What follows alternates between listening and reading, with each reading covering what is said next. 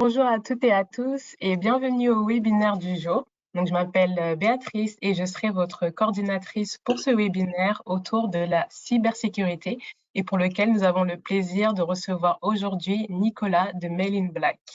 Donc, Nicolas, notre expert du jour, il totalise plus de 20 ans d'expérience dans la commercialisation de solutions technologiques à forte valeur ajoutée et passionné par l'innovation, il vous donnera aujourd'hui 4 conseils pour construire une culture cyber solide pour votre entreprise.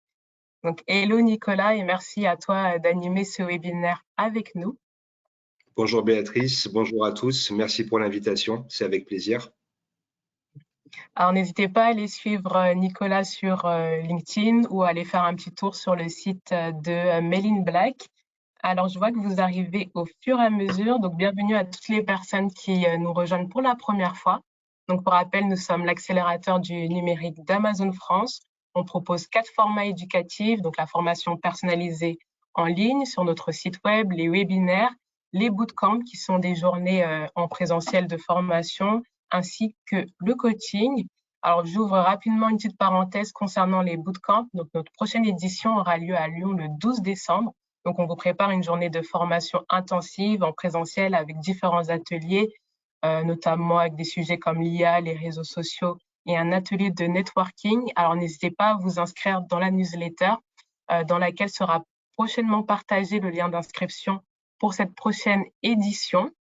Et deuxième petite info concernant les webinaires, donc pour les 2 prochaines semaines, on va tester une nouvelle plateforme de webinaire. Donc n'hésitez pas à vous inscrire également au prochain webinaire afin de nous faire des retours sur la plateforme. Donc je referme la parenthèse. Donc avant la présentation du sujet du jour, je vais rapidement vous passer en revue la structure du webinaire. Donc on aura 40 à 45 minutes de présentation qui seront suivies par 10 à 15 minutes de session questions-réponses. Donc, n'hésitez pas à utiliser le chat et à poser vos questions tout au long de la présentation. Donc, il s'agit de la petite section qui se trouve à la droite de votre écran. Et le webinaire sera bien entendu disponible en replay. Donc, n'hésitez pas à interagir via le chat. Et à présent, je te laisse la main, Nicolas. Merci beaucoup Béatrice.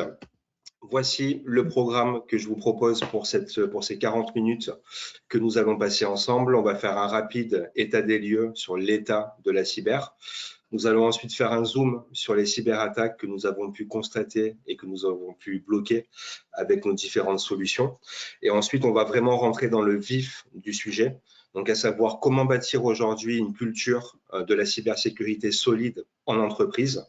Quels sont les bénéfices de la formation à la cybersécurité pour les employés, mais aussi pour les entreprises? Et enfin, quelles sont les erreurs à éviter pour que la formation soit vraiment profitable auprès de vos utilisateurs et qu'elle puisse avoir de l'impact? Donc, voici le programme. Comme vous l'a précisé Béatrice, n'hésitez pas à poser vos questions. On se gardera les 10 à 15 minutes en fin de réunion pour que je puisse y répondre. C'est parti. Première des choses qu'on voit aujourd'hui, on a une évolution qui est vraiment importante au niveau des cyberattaques. En 2022, nous avons en fait 73% des entreprises françaises qui ont été ciblées par des cyberattaques. Alors, ça ne veut pas dire que les cyberattaques ont forcément abouti. En tout cas, il y a un ciblage qui a été effectué. Et aujourd'hui, en fait, c'est 33% de plus par rapport à 2021. Donc, le constat, il est de plus en plus dramatique. Il n'y a pas une semaine pendant laquelle on ne voit pas une organisation qui s'est fait cyberattaquer. On le voit souvent dans les médias. Ça peut être une mairie, ça peut être un hôpital, ça peut être une TPE, ça peut être une PME. Aujourd'hui, on considère chez Mail in Black et de manière beaucoup plus large au niveau de la cyber qu'entre guillemets la faille, c'est l'humain. Donc l'idée en fait, c'est de pouvoir proposer une formation en ligne qui soit impactante et profitable pour le collaborateur. On sait aujourd'hui que 45%, on sait aujourd'hui que les entreprises qui proposent des formations cybersécurité à leurs collaborateurs réduisent de 45% le risque de cyberattaque. C'est tout simplement énorme. Pour rappel, aujourd'hui au niveau des menaces mondiales, les cyberattaques sont la 3e menace mondiale en 2023. On a le réchauffement climatique en numéro 1 et l'instabilité géopolitique en numéro 2. Et en numéro 3, donc, ce sont les cybermenaces et les cyberattaques.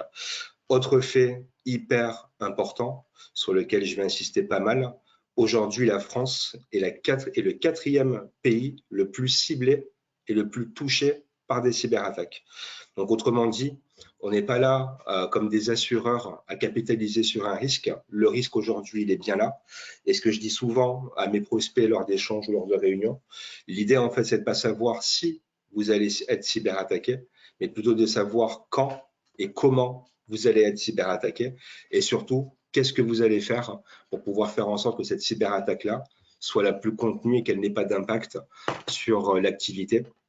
Le risque principal pour une TPE ou pour une PME au niveau des cyberattaques, on sait aujourd'hui que 20% des TPME ciblées par une cyberattaque déposent le bilan au bout de 18 mois. Donc c'est quelque chose aujourd'hui qui est relativement important. On verra un peu plus tard les motivations des hackers qui dans la plupart des cas sont plutôt financières ou alors d'ordre politique pour faire de la déstabilisation. Mais en tout cas, aujourd'hui, on a une réelle explosion des cyberattaques et des cybermenaces. Et comme je vous l'ai dit aussi, à chaque fois, elles vont cibler les humains et elles vont tout faire pour que justement l'humain fasse des erreurs et puisse tomber dans le panneau. Le zoom aujourd'hui sur les cyberattaques, on a pris un panel de nos clients.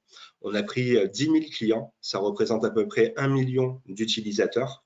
Et sur 2022, on a bloqué 102 500 000 cyberattaques. Ces cyberattaques-là, on a à peu près 3 millions qui sont en fait du spear phishing. Alors, je vais vous parler de termes techniques, mais je vais de suite vous les expliquer. Aujourd'hui, les cyberattaques qui arrivent par email sont essentiellement en fait des malwares, sont des logiciels malveillants qui vont venir s'infiltrer dans le système d'information et qui vont soit bloquer le système d'information, le crypter et exiger par exemple des rançons pour pouvoir débloquer le système d'information. On a aussi une explosion du phishing, notamment depuis 2021, on constate que le phishing reprend la première place au niveau des cyberattaques mail, alors qu'auparavant, c'était plutôt la partie malware. Donc aujourd'hui, un phishing, c'est un email qui peut être un email massif qui va usurper l'identité d'une organisation de confiance. Ça peut être EDF, ça peut être votre banque, ça peut être d'autres organisations publiques, par exemple. Ces mails-là vont inviter l'utilisateur à venir cliquer sur des liens sur lesquels les utilisateurs vont être tentés de rentrer des données personnelles. Ça peut être une adresse mail, un mot de passe, ça peut être des coordonnées bancaires, ça peut être des coordonnées postales, ça peut être d'autres types d'informations qui sont privées et qui seront utilisées par les hackers pour mener leur cyberattaque. Enfin, ce qu'on a aussi constaté chez Made in Black en 2022 de manière assez importante, c'est qu'on a vraiment aussi beaucoup d'attaques basées sur du spear phishing. La différence entre le phishing, qui est plutôt un mail massif, par rapport au spear phishing, qui va être un mail qui va être hyper ciblé, c'est aussi ce qu'on peut appeler la fraude au président. La fraude au président, c'est quoi? C'est quelqu'un qui se fait passer, par exemple, pour un directeur général ou un PDG, qui va aller envoyer un mail à la directrice financière ou à la comptable en chef ou à n'importe quel type de personne en C-level dans l'organisation et qui va demander à faire des virements. Et on a régulièrement des organisations qui nous disent effectivement, on s'est fait avoir, mais on a un petit peu honte. On s'est fait avoir de 15 000 € parce que quelqu'un s'est fait passer pour notre patron en communiquant des informations hyper importantes, ce qu'on appelle aussi du social engineering. Aujourd'hui, les hackers se renseignent sur les organisations, connaissent l'actualité. Ils peuvent savoir si votre société, quel est le patron. Est-ce que le patron communique sur les réseaux comme LinkedIn, par exemple? Est-ce que vous avez une actualité? Est-ce qu'il y a un nouveau produit à sortir? Donc, les hackers vont utiliser en fait ces informations-là pour créer des cyberattaques et pour les faire aboutir. Ce qu'on voit aussi, c'est qu'on va avoir en fait tout type d'organisations qui vont se faire viser. Donc non, les cyberattaques ne sont pas réservées entre guillemets aux grandes entreprises. On voit aujourd'hui qu'il y a une part assez importante, alors de grandes entreprises qui continuent à être cyberattaqués. Mais on note aussi que de très nombreuses TPE et PME, donc qui constituent la majorité du tissu économique en France aujourd'hui, sont des cibles évidentes pour les hackers. On a aussi une notion de temporalité, avec des périodes pendant lesquelles les attaques sont les plus nombreuses. Par exemple, si on prend des sites de e-commerce, on sait aujourd'hui que ces sites-là ont en général sur les périodes de fêtes de fin d'année des pics de cyberattaques, car on sait que c'est à ce moment-là que les personnes vont se connecter massivement pour effectuer leurs achats pour Noël et ainsi de suite. Donc aujourd'hui, ce qu'il faut savoir et ce qu'il faut retenir de cette intro, c'est que malheureusement, les cyberattaques, tout le monde y a droit. Tout le monde, entre guillemets, y passera. Peut-être que vous avez été cyberattaqué sans même le savoir. Aujourd'hui, il faut en moyenne 78 jours pour se rendre compte qu'un incident ou qu'une violation de données a eu lieu dans une entreprise. Et il faut aussi 229 jours en moyenne pour réparer l'attaque et les failles qui ont été ouvertes par les hackers. Donc cette notion de temporalité-là, comme je vous le disais, ne pensons pas que nous avons affaire à des robots qui diligencent des attaques. Oui, effectivement, il y a de l'IA qui va venir automatiser les attaques, notamment sur du phishing ou autre. Mais aujourd'hui, voilà, ce qu'il faut comprendre. Alors, je ne vais pas non plus vous casser le moral, entre guillemets. On va plutôt voir comment vous préparer pour être le plus fort par rapport à ça. Mais aujourd'hui, en fait, effectivement, tout le monde se fait cyberattaquer. Alors, l'idée, comment bâtir aujourd'hui une culture de la cybersécurité solide? La chose la plus importante, c'est d'avoir l'aval et d'avoir un engagement fort de la direction. On a de très nombreux dirigeants d'entreprise qui sont complètement hermétiques face à la cybersécurité. Ce n'est pas leur sujet. Ils ont mis en place des équipes informatiques dont c'est le job. Et pour le coup, ils vont, entre guillemets, lâcher ce sujet-là. Alors qu'aujourd'hui, ce qu'on constate, c'est qu'en fait, 70% des entreprises qui réussissent à mettre en place une véritable culture de la cyber et des véritables process ont un engagement fort de la part de la direction. Aujourd'hui, le chef d'entreprise et le comité de direction doit être le moteur. C'est lui qui doit avertir régulièrement et donner de l'information. Par exemple, chez nous en interne, on a eu un message récemment parce qu'on avait un pic de cyberattaque aussi. Donc notre dirigeant a pris la parole pour nous envoyer à tous un message en nous demandant de renforcer notre vigilance.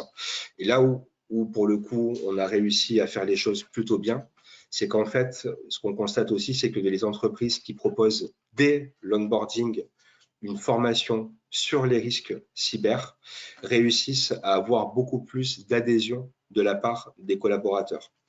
Aujourd'hui, lorsqu'on va intégrer une entreprise, on va être formé à son métier, on va être formé à son process, on va être formé sur la culture d'entreprise, mais il est très rare qu'on soit formé en fait sur la sensibilisation informatique et sur les risques cyber. Aujourd'hui, vous voyez le chiffre comme moi, 62% des employés en France n'ont jamais reçu aucune formation en cybersécurité. Quand on sait que 90% des cyberattaques aboutissent à cause de l'être humain et des failles humaines, je trouve que ce chiffre-là est complètement fou. Alors, qu'est-ce qu'on fait? Vous allez me dire, je vais demander à notre responsable de la sécurité informatique, du système d'information, de faire une formation de 4 heures pour tout le monde, pour tous les collaborateurs sur les risques de la cyber. Ça, je vous le dis tout de suite, malheureusement, ça ne fonctionnera pas. Aujourd'hui, le problème principal pour la formation cyber, c'est l'adhésion des collaborateurs. Si vous posez la question à vos collaborateurs, vous verrez que dans 9 cas sur 10, les collaborateurs ne font pas le lien entre un clic sur une pièce jointe dans un email et le fait que cette pièce jointe peut être en fait un malware qui va venir mettre un virus dans l'ordinateur et bloquer le système d'information. En expliquant simplement le fait qu'aujourd'hui, 90% des cyberattaques passent par l'email et que c'est l'utilisateur qui doit être le plus vigilant, on va réussir à avoir davantage d'adhésion. Ce qu'on a aussi constaté, c'est que lorsqu'on utilisait la gamification pour la formation, on avait beaucoup plus d'adhésion de la part des collaborateurs. On sait aujourd'hui que pour être efficace et pour avoir de l'impact, il faut qu'on propose des contenus qui soient courts, des contenus qui soient impactants. Il faut aussi qu'on ait, alors ça on le verra un peu plus tard, mais qu'on n'ait pas de fossé entre le langage et le jargon technique utilisé et la traduction auprès des utilisateurs. Non, tout le monde n'est pas à l'aise avec l'informatique. Alors même si depuis quelques années, l'avènement du travail, l'adoption de nouveaux outils de communication comme Teams, comme SharePoint ou autres, on a davantage de personnes qui utilisent des outils numériques et pour autant, chacun de ces outils-là, si vous voulez, peut représenter une menace. Donc on sait aujourd'hui qu'en utilisant de la gamification et du jeu, on réussira à avoir davantage l'adhésion et le collaborateur retiendra. L'idée, c'est aussi de pouvoir tester, valider que le collaborateur a bien compris ce qu'on lui expliquait et on réitère. Nos solutions aujourd'hui proposent de la sensibilisation et de la formation continue, mais surtout un apprentissage par la répétition. Et c'est ça qui nous permet d'avoir un niveau de sécurité beaucoup plus élevé. La cybersécurité peut être traitée en interne. C'est coûteux, c'est chronophage, il faut avoir des ressources, qu'elles soient financières ou qu'elles soient humaines. Et il y a de très nombreuses sociétés aujourd'hui françaises qui proposent des solutions qui vont simplifier la cybersécurité pour des patrons dont ce n'est pas le métier, dont ce n'est pas la culture, mais qui pour autant ont besoin d'avoir une protection efficace. Donc voilà, aujourd'hui l'idée c'est un engagement fort de la direction, une sensibilisation qui n'est pas un sujet annexe, mais qui est au contraire un sujet principal. Et au même titre, lorsqu'on va donner une clé ou un badge d'entrée à un collaborateur, on lui explique que son badge, il ne faut pas qu'il perde, il ne faut pas qu'il laisse traîner sur la table. C'est pareil pour la sensibilisation à l'information et à la cyber. Il faut que dès l'intégration, chacun des collaborateurs puisse s'inscrire dans un cursus de formation qui puisse être mesurable et sur lesquels on aura un retour, un ROI avec de l'efficacité. Par exemple, chez Made in Black, avant même d'avoir accès au système d'information, on va proposer en fait de la formation avec des quiz auprès des collaborateurs et selon le niveau de réponse au quiz, on donnera accès à plus ou moins d'accès donc à des systèmes d'information différents et on expliquera, on donnera du sens. Le sens aujourd'hui est très important dans la cyber, parfois on en manque un petit peu, mais c'est important de donner du sens à vos collaborateurs pour savoir pourquoi il faut être formé à la cyber et que demain, on peut avoir une cyberattaque et le collaborateur pourra en être victime. Donc ensuite, on va avoir vraiment, c'est ce qu'on appelle les 3 R chez Made in Black. Les principaux bénéfices pour la formation, en fait, c'est créer une équipe et des collaborateurs, donc une entreprise qui soit résiliente face aux menaces informatiques, donc qui ait des process en cas d'attaque et qui sache comment réagir avec un plan de continuité ou un plan de reprise d'activité. C'est aussi un respect des conformités réglementaires, on parle de la RGPD notamment, mais tous les process de sécurité aujourd'hui dans une entreprise doivent être repris, mis bout à bout et respectés par les collaborateurs. Et ensuite, il y a cette notion, si vous voulez, automatique, c'est-à-dire qu'au plus vous allez mettre en place des process, au plus vous allez former vos collaborateurs, au plus vous allez les sensibiliser et au plus vous allez leur donner du sens, et bien, si vous avez une cyberattaque, on sait que l'informatique n'est pas infaillible aujourd'hui, si vous avez une cyberattaque, en mettant à profit en fait ces idées-là, vous allez pouvoir réduire les coûts liés aux incidents de cybersécurité, permettre à l'entreprise de redémarrer l'activité sans avoir de coupure au niveau des différents services. Et tout ça, en fait, va permettre aussi, de manière un peu plus généralisée et globale, de pouvoir fidéliser les collaborateurs, donner du sens à leur métier et faire en sorte que chaque collaborateur soit garant de cette sécurité et des bonnes pratiques informatiques et qu'ils puissent aussi les expliquer à leurs collègues. On a vu aussi avec l'explosion du télétravail à la suite du Covid, donc la mise en place de personnes travaillant à domicile. Dans la plupart des cas, ces personnes-là ont commencé à travailler avec un niveau de sécurité très bas parce qu'il fallait aussi aux entreprises le temps de pouvoir mettre en place des process pour sécuriser les accès à distance. Et on a constaté en fait pendant la phase Covid qu'il y avait beaucoup plus de cyberattaques qui aboutissaient. Pourquoi ? Parce qu'en fait, en télétravail, le collaborateur, on va dire qu'il est plutôt isolé. Il n'a pas le collègue à qui dire, ben tiens, j'ai reçu un mail bizarre, est-ce que tu l'as reçu? Qu'est-ce que tu as fait? Qu'est-ce que tu aurais fait à ma place? Donc on voit en fait que l'isolement et l'éloignement aussi de l'entreprise permet de pouvoir avoir un peu plus de risques sur le sujet.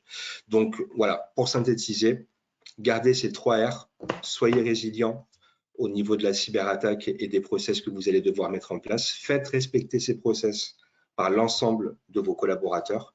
Il y a des phases qui sont un peu compliquées effectivement à prendre, mais au bout du compte, un respect, une conformité, ça vous évite d'avoir après des failles dans tous les sens.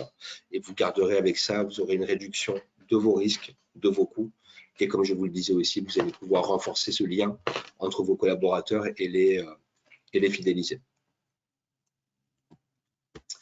Donc, alors, toujours pareil, quand on veut former, on veut faire vite, on ne sait pas forcément comment trop s'y prendre, on n'a pas trop de méthodologie par rapport à ça. Et il y a des erreurs qui sont vraiment à éviter pour faire en sorte que la formation soit profitable pour vos collaborateurs et qu'au contraire, ce ne soit pas une corvée ou quelque chose qui soit contraignant. Aujourd'hui, comme je vous le disais, il faut savoir à tout prix rendre les concepts de cybersécurité accessibles au plus grand nombre. Si vous commencez à vouloir faire de la formation en rentrant dans le technique qui peut-être ne sera pas maîtrisé, vous allez perdre vos collaborateurs. Donc, on va avant toute chose mettre à plat tous les termes, navigation Internet, sécurité, clé USB, réseau d'entreprise, VPN. Donc, on va essayer de limiter l'usage de mots techniques pour donner beaucoup plus de sens à vos collaborateurs et leur permettre d'avoir ces concepts de cybersécurité beaucoup plus accessibles. Un second souci aussi qu'on a en France et un écueil qu'on voit beaucoup, notamment dans les administrations, c'est qu'un collaborateur qui va être testé va de suite penser que c'est fait pour lui causer du tort. C'est-à-dire qu'aujourd'hui, lorsqu'on va vouloir venir sensibiliser des collaborateurs, l'idée, c'est pas de se dire, ben Jean-Paul de la compta, il a cliqué sur un lien, il aurait pu se faire avoir. L'idée n'est pas de tirer sur l'ambulance, bien au contraire, elle est d'expliquer à Jean-Paul ce qu'il aurait fallu faire, ce qu'il ne faut pas faire, et qu'en cas de doute, on avertit son service informatique ou son support, ou on en parle à son collègue. Et avec ça, en fait, vous allez réussir à avoir de la sensibilisation positive. C'est à ce moment-là que votre collaborateur va retenir le plus ce qu'on lui a appris.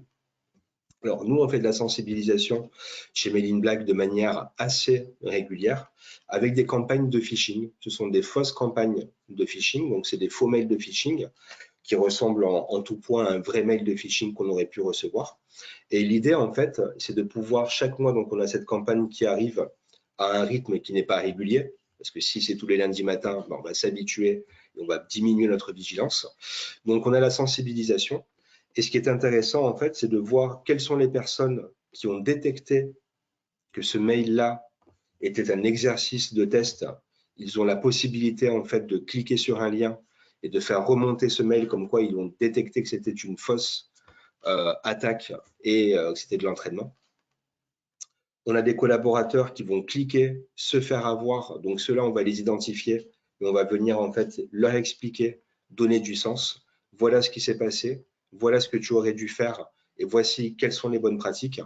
Et au final, les pratiques qu'on véhicule au sein même de l'entreprise, elles sont aussi valables pour le domaine privé, pour la sphère privée.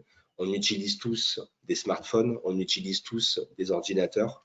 On est présent sur des réseaux sociaux, on envoie des mails.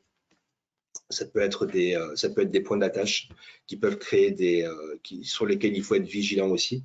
Je pense qu'on a au moins tous reçu une notification d'un réseau social comme quoi quelqu'un voulait nous rajouter comme ami, alors que c'était tout simplement en fait du phishing pour le coup. Je pense aussi à ce mail que tout le monde a dû recevoir fin 2022. Votre abonnement Netflix a été coupé. Merci de renseigner votre RIB pour pouvoir en bénéficier à nouveau.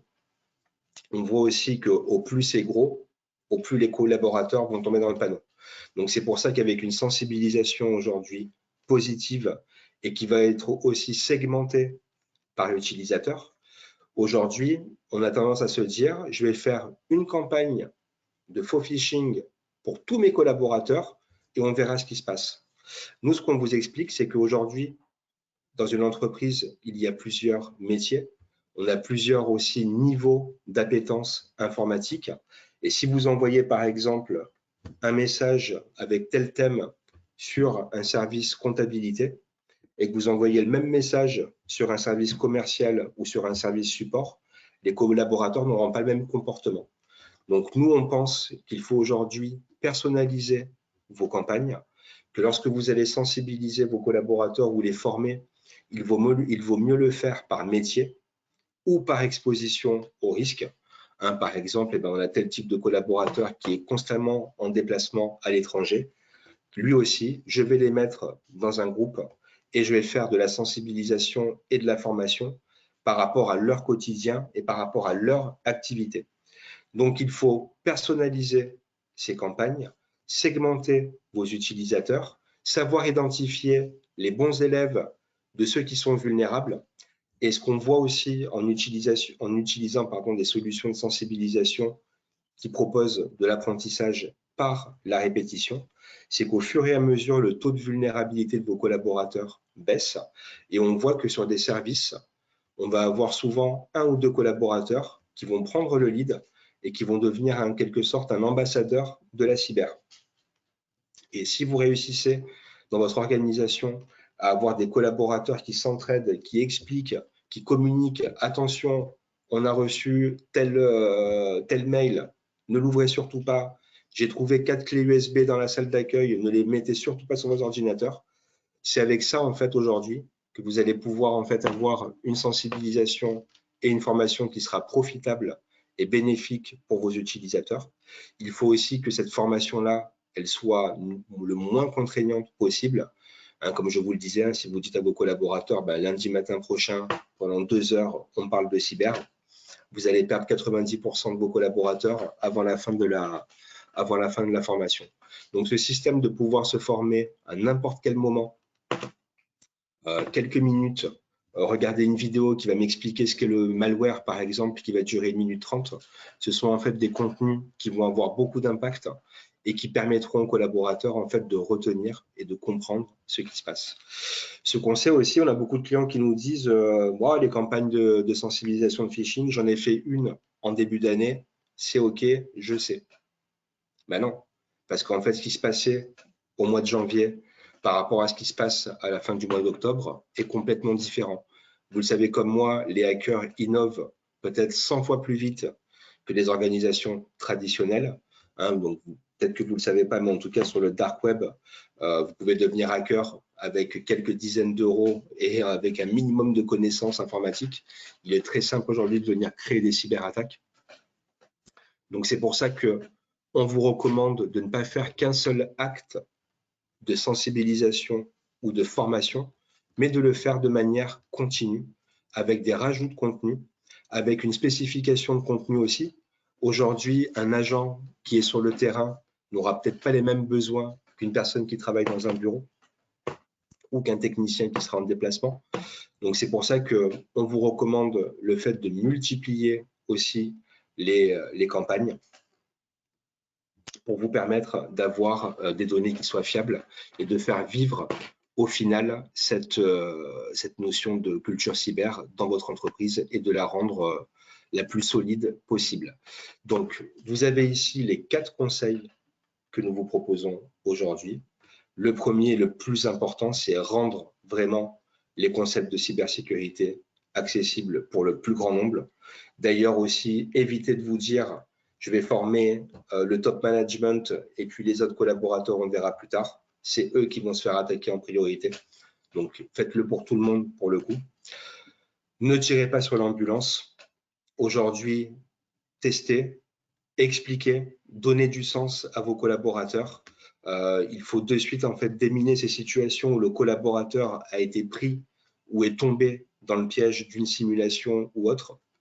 Donc, c'est pour ça que je vous recommande vraiment d'opter pour une sensibilisation positive, la personnalisation des campagnes et ensuite mettre en place un programme de formation qui soit varié et qui puisse parler à vos collaborateurs. Ne parlez pas des risques à l'international dans le domaine du nucléaire. si vous faites une activité manufacturière en France. C'est ça aussi le problème principal, c'est que beaucoup d'entreprises vont proposer des contenus de formation qui vont être à des années-lumière de l'activité et du métier de l'organisation. Donc, je pense qu'il faut un peu se recadrer, prendre un petit peu de recul. Alors, on sait, hein, et c'est pour ça aujourd'hui qu'on a, je pense, ce succès-là. Nous, chez Made in Black, l'idée, c'est de rendre la cybersécurité accessible au plus grand nombre. C'est de permettre aussi d'avoir des solutions simples d'utilisation, des solutions qui fonctionnent tout seuls. Hein, on n'est pas tous informaticiens, on n'a pas tous un diplôme d'ingénieur en informatique pour administrer et faire fonctionner des applications dans notre système d'information aujourd'hui. Donc l'idée, c'est de pouvoir proposer au plus grand nombre de la formation, de la sensibilisation, mais aussi des outils de protection, le tout avec un positionnement tarifaire plutôt bas. On avait, comme je vous le disais au début de la présentation, on a en tête que la cybersécurité et que les services de cybersécurité sont réservés aux grandes entreprises. Pas du tout. Aujourd'hui, des solutions de cyber sont accessibles, qu'elles soient les nôtres ou celles des autres éditeurs de logiciels en France. Mais en tout cas, vous avez un panel assez complet qui pourra convenir à votre métier, à vos contraintes, à aussi votre typologie d'utilisateurs, derrière de collaborateurs que vous souhaitez former ou sensibiliser, qu'ils soient en télétravail, qu'ils soient en déplacement, qu'ils soient en présentiel. Vous avez des solutions qui vous permettent vraiment de rendre tous ces concepts-là beaucoup plus clairs. Et il suffit en fait, une fois à un collaborateur d'avoir soit essuyé une cyberattaque, d'avoir une tentative de cyberattaque, pour qu'il puisse garder du sens et impacter la personne qui clique. Hein, on dit souvent en informatique que le problème se situe entre la chaise et la souris. Nous, on ne pense pas du tout. On pense que c'est en fait le contraire et qu'il faut que la personne justement qui est sur la chaise soit formée, qu'elle sache ce qu'elle fasse pour être la plus résistante possible par rapport à toutes ces cyberattaques-là. Donc aujourd'hui, mettre en place de la formation continue pour vos collaborateurs, c'est quelque chose qui se fait très facilement, hein, que ce soit avec nous ou avec d'autres acteurs. On voit aussi d'ailleurs beaucoup d'organisations, alors certes, on le voit, on commence à le voir dans les ETI, beaucoup d'organisations optent pour des plateformes vierges de formation dans lesquelles ils vont venir rajouter des briques. Ça peut être des briques métiers, ça peut être des briques comme une nouvelle langue, par exemple, ou des nouveaux process. On voit aussi qu'il y a des rajouts en fait, de briques cyber qui se mettent en place. Comme je vous le disais aussi, il y a tout l'accompagnement médiatique. Alors on finit le mois de la cyber pour le coup, mais chaque année, au mois d'octobre, est le mois de la cyber. Et c'est un mois où tous les éditeurs de logiciels français se réunissent pour pouvoir justement définir des feuilles de route, se concerter sur les nouvelles menaces et voir comment qu'on peut être plus fort entre guillemets ensemble. Voilà, il faut aussi que vous sachiez qu'il y a un écosystème d'éditeurs de logiciels de cybersécurité en France qui est très actif, qui est 100% français et qui permet vraiment, comme je vous le disais, de pouvoir fixer les problèmes qui arrivent aujourd'hui pour les organisations françaises. Donc voilà pour les 4 conseils que qu'on vous propose aujourd'hui. Vous voyez aussi les 4 erreurs qu'il faut à tout prix éviter pour faire en sorte que votre formation soit la plus bénéfique possible pour vos collaborateurs. Et pour le coup, je pense que j'en ai fini avec la présentation. Excusez-moi, je suis allé un petit peu trop vite. Je pense que ça peut être le moment. Je suis allé un petit peu vite, on a gagné un peu de temps sur le timing. Si vous avez des questions, je pense que ça peut être le moment de les poser. Oui, en effet. Bah, merci à toi, Nicolas, pour cette présentation complète. Donc, on va passer aux questions-réponses. Donc, on a déjà quelques questions, mais à titre d'information, pour poser vos questions, vous avez une petite section qui se trouve à la droite de votre écran sur laquelle vous pouvez poser vos questions et pour qu'on puisse y répondre. Alors, j'ai une première question sur l'intelligence artificielle et la cybersécurité.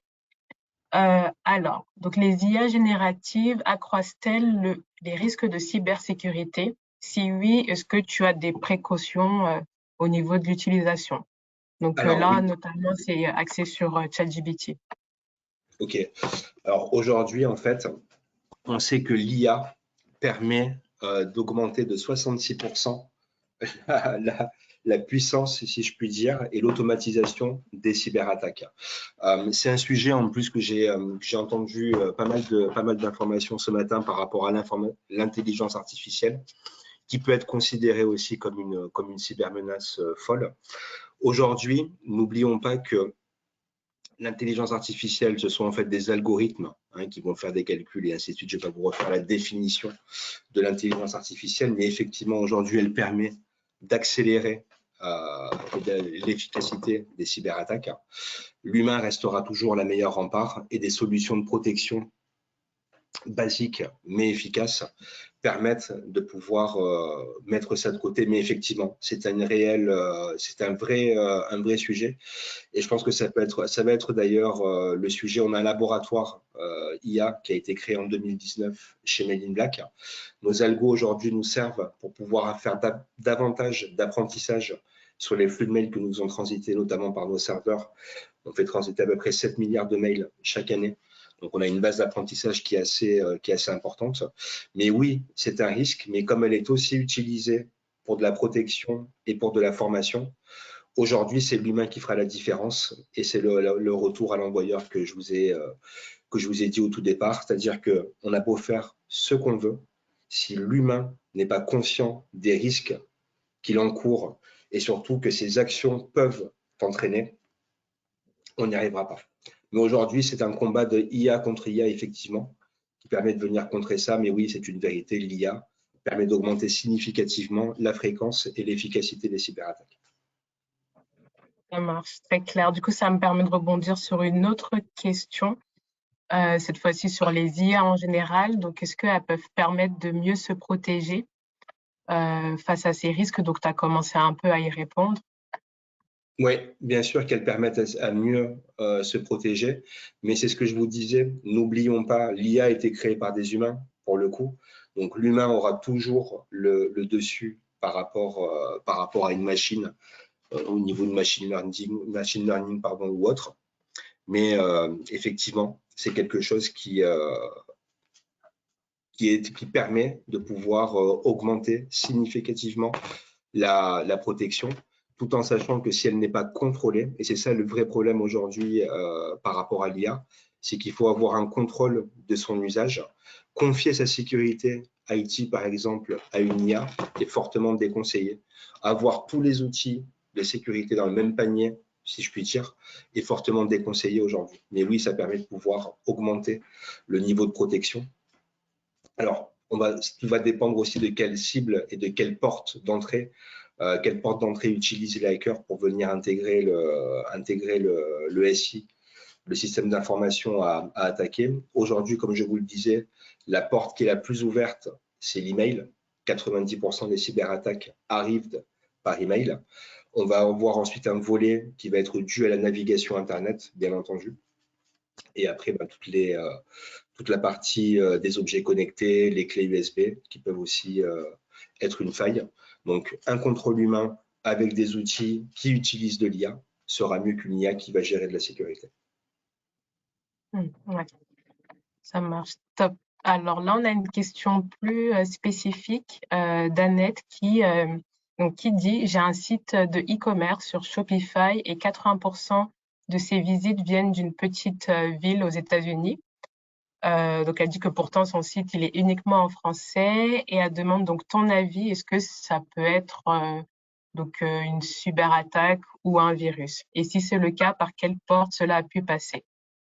Alors, aujourd'hui, il est très simple de pouvoir modifier sa localisation, donc notamment la partie IP. Aujourd'hui, ce qui identifie un ordinateur ou un utilisateur, ça va être l'adresse IP. Et il existe malheureusement des solutions qui permettent en fait de pouvoir modifier la localisation.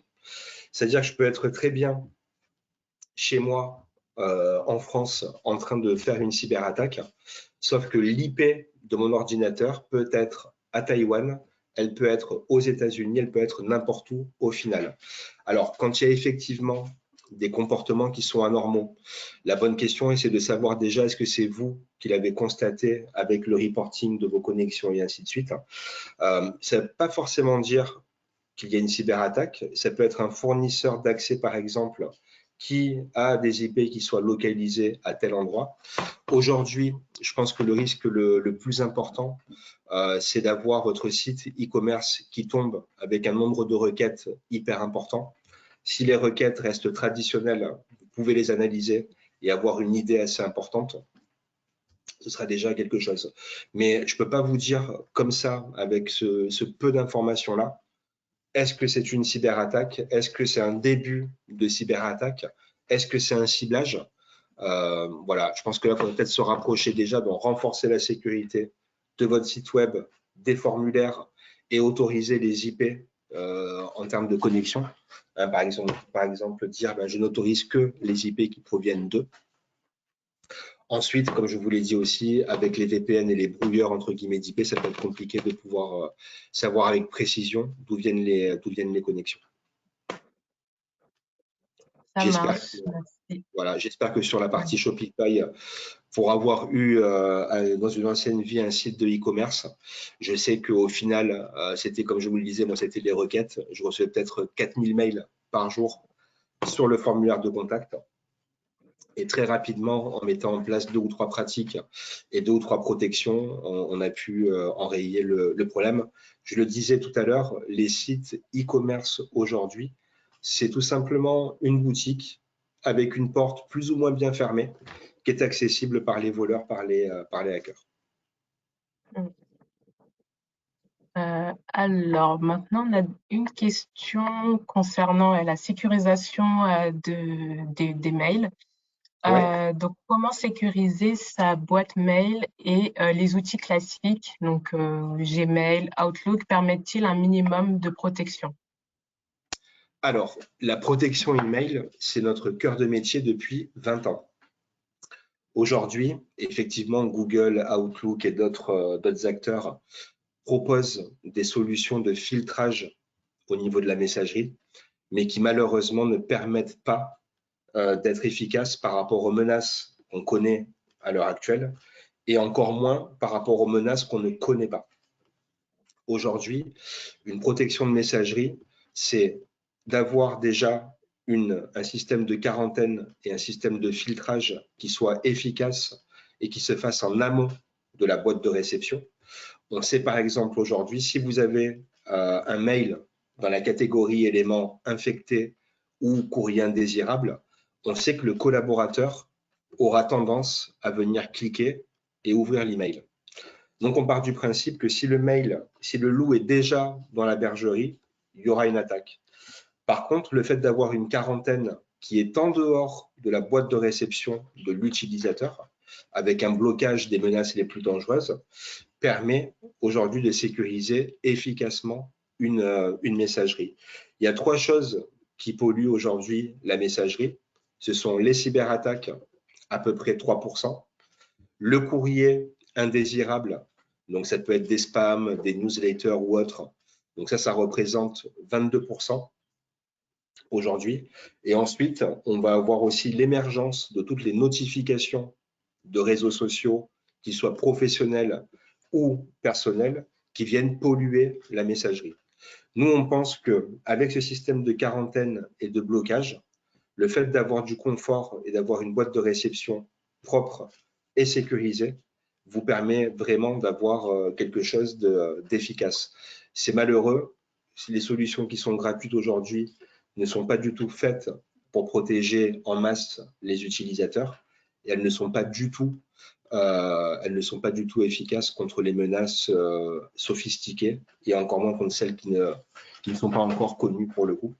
Par exemple, nous, on est partenaire de Microsoft. On a beaucoup de nos clients qui utilisent les solutions Microsoft 365, qui imbriquent des solutions de protection de messagerie. Et aujourd'hui, donc beaucoup de clients nous ont dit, c'est bon, je suis sur Microsoft, il y a de la sécurité, il n'y a pas de problème, il y a du filtrage, j'aurai une boîte de réception propre et sécurisée. Et ce sont des personnes en fait qui reviennent nous voir quelques semaines après pour nous dire, mais en fait, c'est l'enfer.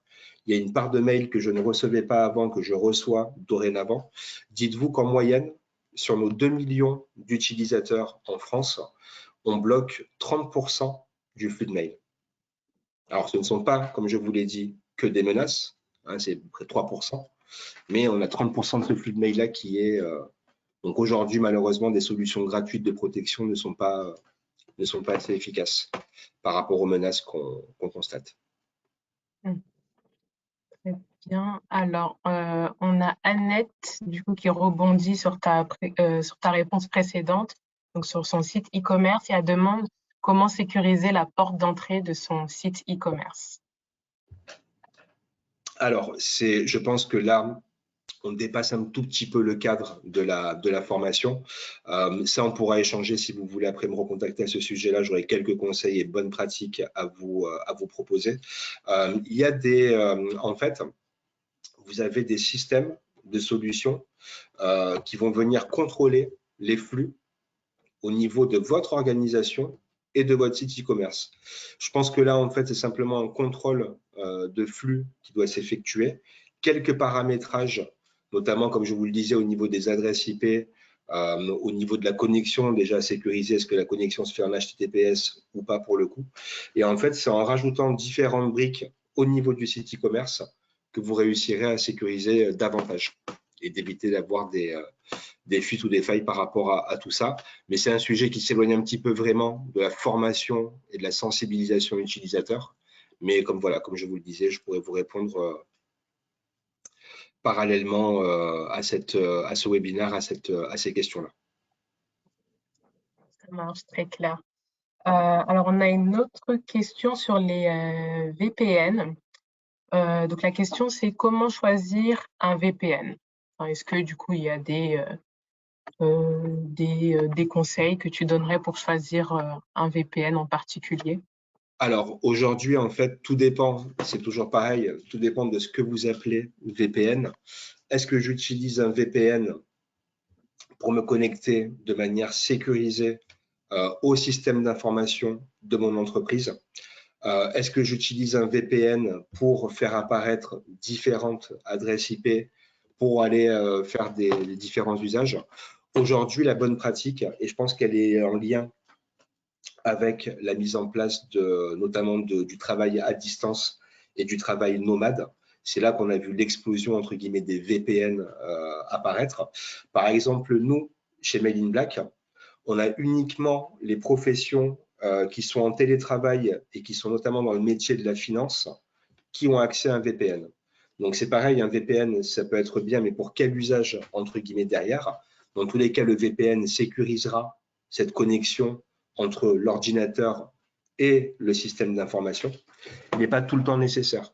Nous, aujourd'hui, on travaille beaucoup chez Mail in Black avec des solutions comme Teams ou comme SharePoint. On fait beaucoup de partage de fichiers. On utilise parfois des solutions payantes, malheureusement, comme toujours, pour pouvoir transférer et sécuriser, voire même crypter certains types de fichiers. Donc, c'est pareil. Venons d'abord aux besoins. Quel est mon besoin en termes de VPN? Est-ce que je veux simplement sécuriser mes différents postes, les connexions et autres? Si c'est le cas, pour le coup, il faut mieux peut-être opter pour un firewall, donc pour un pare-feu, qui va lui avoir une idée assez précise de tous vos équipements, analysera les comportements. Donc vous entendrez ces termes de firewall, donc de pare-feu ou de boîtier UTM qui vont venir contrôler en fait les différents flux. Donc voilà, il y a pas mal de choses aujourd'hui qui vous permettent de renforcer de la sécurité.